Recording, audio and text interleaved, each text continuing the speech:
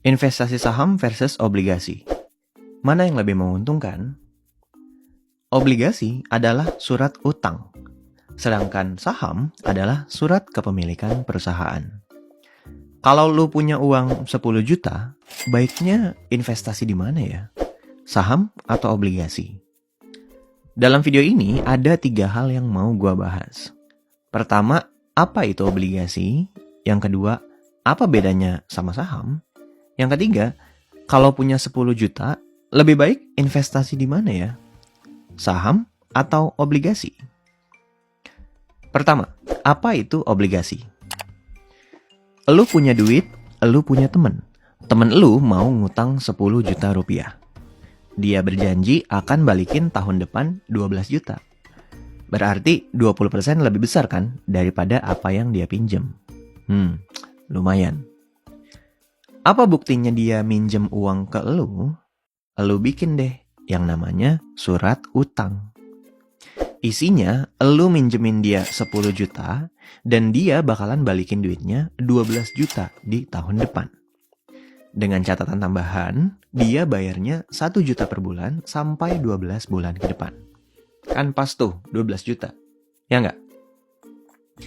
Pada kenyataannya, di dunia nyata kan nggak begitu ya. Lu minjemin duit ke orang, nggak ada tuh bikin-bikin surat utang. Bayar syukur, nggak bayar ya gimana ya, ikhlasin gitu. Jadi nggak ada yang jamin si peminjam duit itu balikin duit lu sesuai kesepakatan awal. Nah, lain halnya kalau yang minjem duit adalah negara atau perusahaan. Contoh ya, negara Indonesia. Negara kalau pengen ngutang ke lu, mereka menerbitkan yang namanya surat utang alias obligasi. Contoh nyatanya adalah kemarin banget nih, negara ini baru aja selesai ngeluarin obligasi.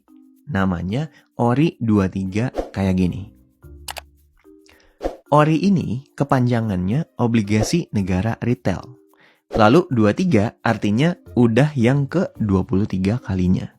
Dan T3 atau T6 ini artinya jangka waktu obligasinya ya. 3 atau 6 tahun. Contoh yang atas nih. Negara Indonesia mau ngutang 20 triliun ke kita. Jangka waktu minjemnya 3 tahun.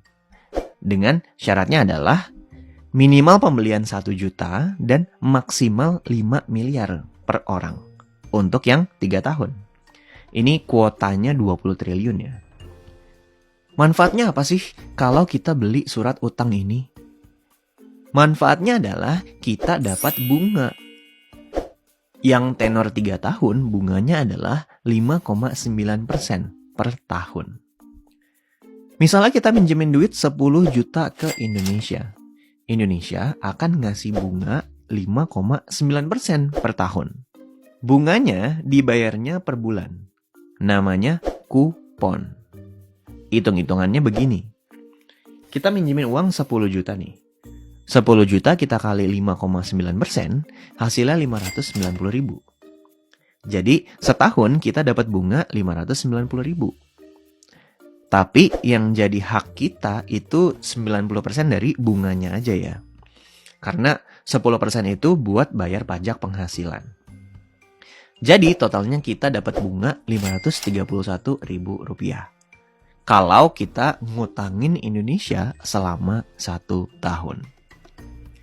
Nah, kan bunganya dibayar per bulan nih, alias namanya kupon.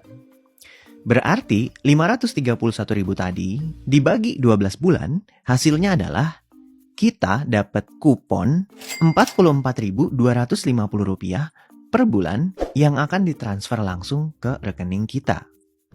Kalau kita minjemin Indonesia 10 juta rupiah. Gitu. Terus maksudnya T3 alias tenor 3 tahun gimana bang? Itu jangka waktunya. Artinya negara ini akan balikin duit 10 juta elu itu 3 tahun kemudian. Full 10 juta rupiah tanpa potongan apapun. Dan selama 3 tahun itu berjalan, setiap bulannya Indonesia akan ngasih kupon 44.250 rupiah. Gitu. Enak kan? Totalnya 3 tahun kan ada 36 bulan ya. 36 dikali 44.250 hasilnya adalah Rp1.593.000. Jadi kalau lu minjemin 10 juta rupiah selama 3 tahun ke Indonesia, si Indonesia ini bakalan balikin duit ke lu totalnya 11,593 juta rupiah. Gimana? Lumayan kan? Nggak ngapa-ngapain loh itu. Kesimpulannya adalah, kalau lu ada 10 juta nganggur, nggak ada salahnya untuk pinjemin aja ke Indonesia. Nanti dia akan ngasih kupon Rp44.250 tiap bulan. Enak kan? Itulah konsep pendapatan pasif. Kalau kita beli obligasi. Fokus kalian jangan sampai kayak gini ya. Hah? Invest 10 juta di obligasi cuma dapat Rp44.000 sebulan. Kecil banget. Itu pemikiran yang sangat enggak sehat. Lu harus mikir, ini duit 10 juta gua bisa menghasilkan totalnya 5,31% per tahun. Tanpa gua harus ngapa-ngapain. Gua dapat penghasilan pasif tiap bulan dan dana gua aman karena dijamin oleh negara. Gitu ya. Jadi kalau gua pribadi, lebih baik duit nganggur ini gua beliin obligasi dibandingkan cuma nongkrong di bank. Atau gua taruh di deposito bank. Karena secara persentase lebih besar kalau gua masukin ke ORI ini. Ngomong-ngomong, obligasi itu ada banyak jenisnya ya. Ada yang syariah, ada yang enggak. Ada yang bisa dijual sebelum jatuh tempo, ada yang enggak. Ada yang kuponnya cair tiap bulan, ada yang enggak.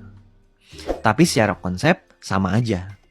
Beli obligasi lalu dapat kupon dan dana yang kita pinjamkan dijamin negara atau perusahaan yang ngeluarin obligasinya. Ngerti ya? Lanjut. Bagian kedua. Apa bedanya sama saham?